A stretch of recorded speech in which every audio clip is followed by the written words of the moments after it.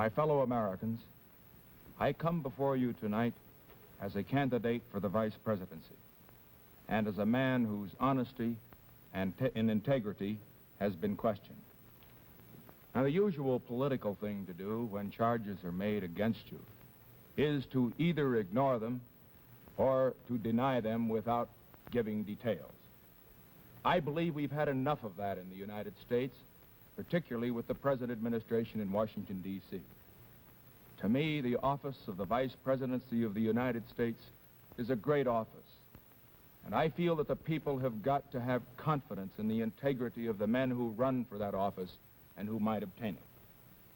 I have a theory, too, that the best and only answer to a smear or to an honest misunderstanding of the facts is to tell the truth. And that's why I'm here tonight. I want to tell you my side of the case. I'm sure that you have read the charge and you've heard it, that I, Senator Nixon, took $18,000 from a group of my supporters. Now, was that wrong? And let me say that it was wrong. I'm saying, incidentally, that it was wrong, not just illegal, because it isn't a question of whether it was legal or illegal. That isn't enough. The question is, was it morally wrong? I say that it was morally wrong if any of that $18,000 went to Senator Nixon for my personal use. I say that it was morally wrong if it was secretly given and secretly handled. And I say that it was morally wrong if any of the contributors got special favors for the contributions that they made. And now to answer those questions, let me say this.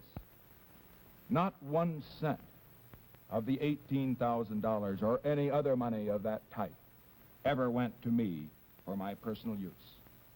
Every penny of it was used to pay for political expenses that I did not think should be charged to the taxpayers of the United States.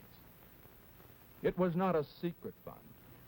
As a matter of fact, when I was on Meet the Press, some of you may have seen it last Sunday, Peter Edson came up to me after the program, and he said, "Dick, what about this fund we hear about?" And I said, "Well, there's no secret about it. Go out and see Dana Smith, who was the administrator of the fund." And I gave him his address.